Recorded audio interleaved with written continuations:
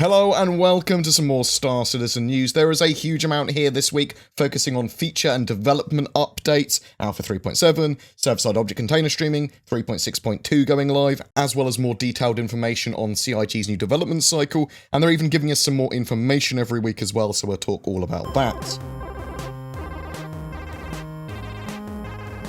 Star Citizen Alpha 3.6.2 is now live. The patch adds the mighty 890 jump to the game. They've also tweaked some landing pad sizes, added 2 more extra large hangars to Lorville and Area 18 to accommodate the 890 jump and the Reclaimer. Those are the only places you can currently spawn those ships now. The neutron and attrition weapons no longer incorrectly penetrate shields, and there was some various optimization improvements as well. With the update plans for releases and roadmaps now, we might actually see a lot more from minor and interim patches and just more meaty, more working, playable major patches.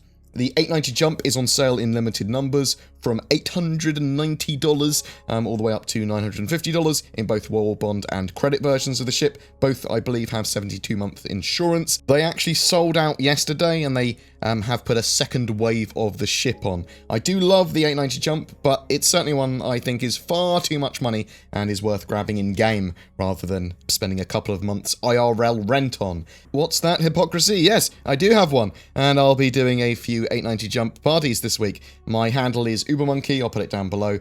Feel free to join my Discord, where we'll announce some times, but drop your handle here or in there, and I can get you added for when we do those, but we'll be doing a few, so don't worry, you won't miss out. The next major patch is Alpha 3.7. It's planned for live at the end of this month, September.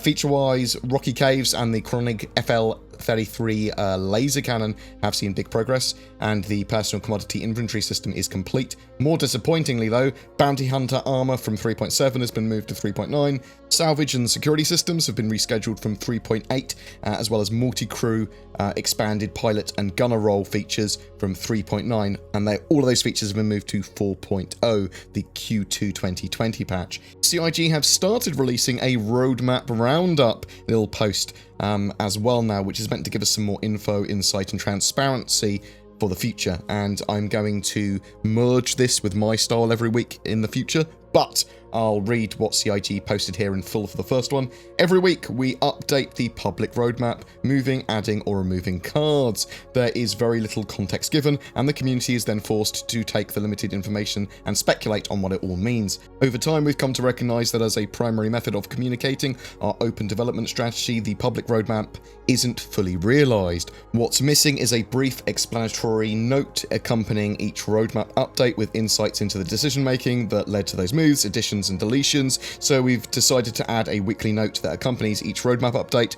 This meets our primary goal of offering a transparent look at our development. A secondary benefit, and one we'll think that you will like, is that the community will get to hear directly from us more often about what's going on in development and why. The net result is that our communications should be more transparent, more specific and more insightful, with all of you who help to make Star Citizen and Squadron 42 possible. What this means for you: 1. More transparency. We're going to accompany every roadmap published with a form of written communication that we feel will better represent our roadmap updates, and more importantly, communicate with you any changes being made and why we're making them. 2. More information. We want to update you more often with more voices from more developers.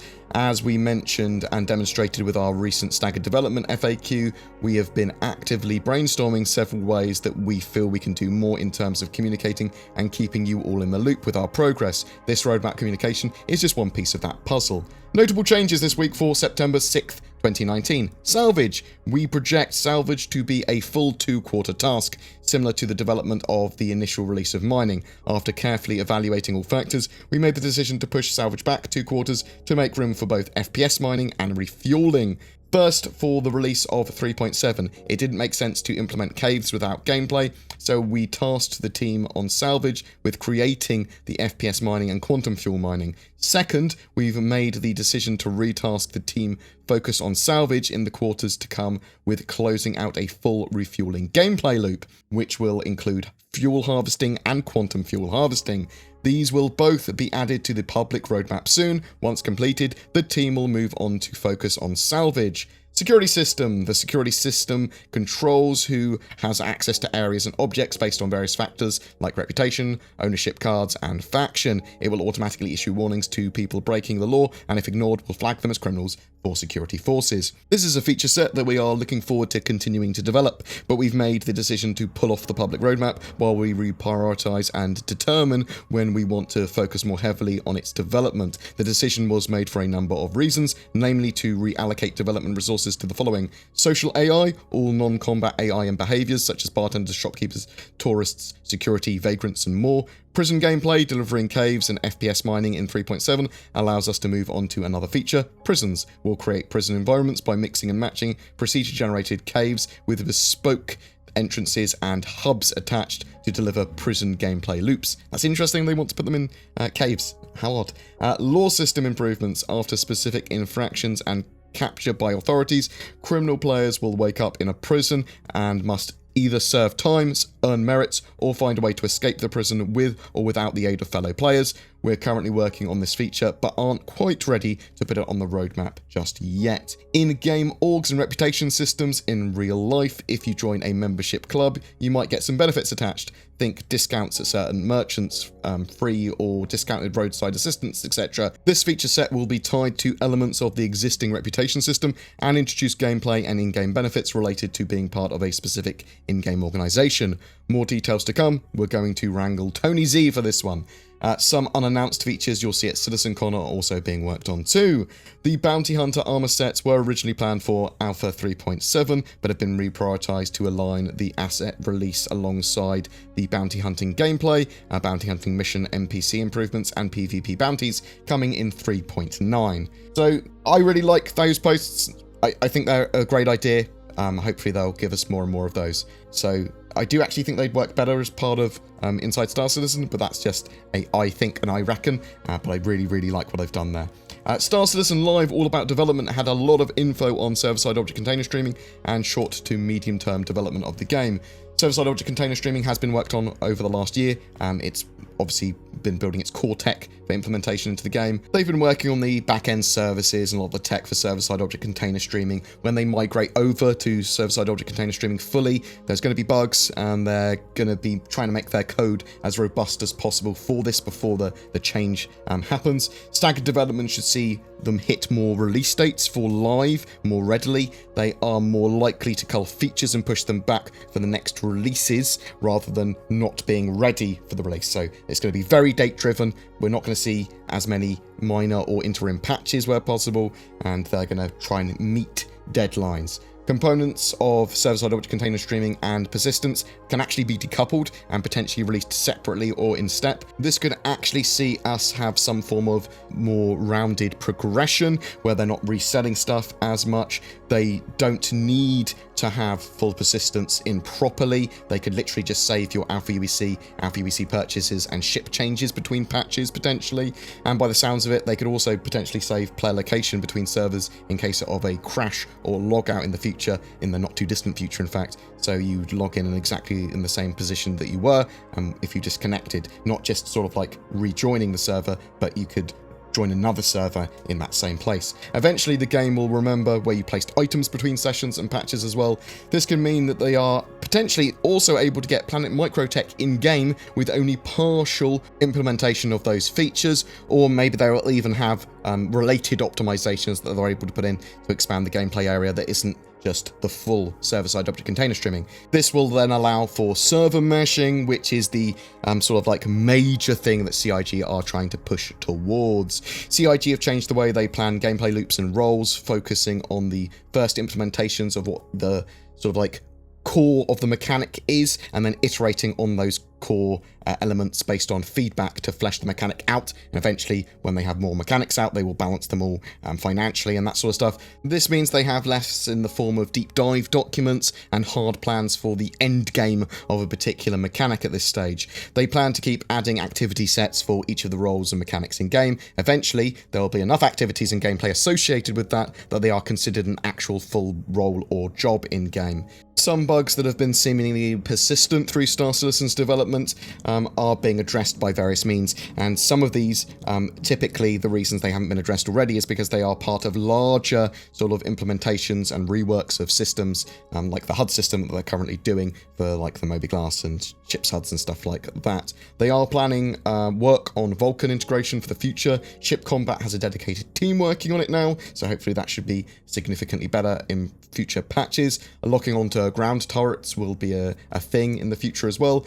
As Squadron 42 Episode 1 gets closer to completion, more of the teams will move over to the Persistent Universe for Star Citizen.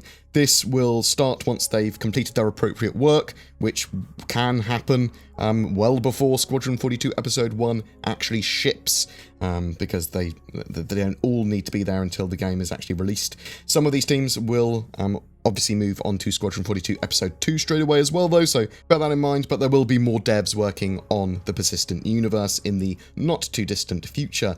In the Star Citizen newsletter, this week's sneak peek was at a new space station interior, the food court area. In fact, thinking about it, I'd quite like them to add the roadmap update into the newsletter as well. That would make sense. This month's RSI subscribers have access to the Master of Flight series of ships in the Persistent Universe, the Saber Comet, Avenger Titan Renegade, the Hornet Wildfire, and Gladius Valiant. So that's a lot of ships to test out and mess around with. The Squadron 42 and Persistent Universe monthly reports also came out as well. I'll get summary videos of those up shortly.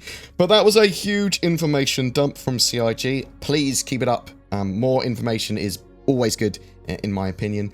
If you would like to ask any questions about what we talked about, please chuck them in the comments below. Do you think CIG will be able to keep up more transparency and be able to keep up giving us more information without disappointing us too much by lacking with that communication, by surprising us with something which is a disappointment?